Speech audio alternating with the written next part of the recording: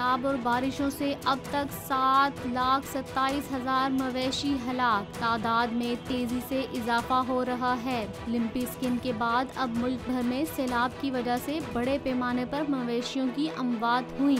National disaster management authority के मुताबिक 14 जून से 28 अगस्त तक मुल्क भर में जिलाई इंतजामिया से मौसूल होने वाले आदादोशुमार के मुताबिक अब तक 7,27,144 मवेशी हलाक हो चुके हैं।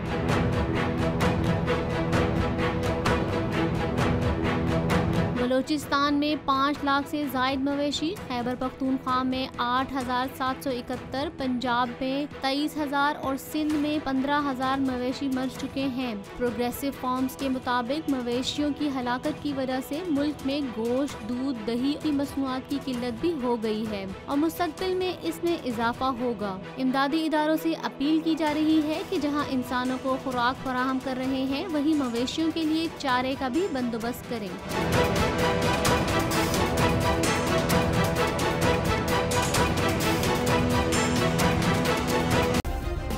सब्सक्राइब करें और बेल दबाएं ताकि कोई खबर रह न जाए।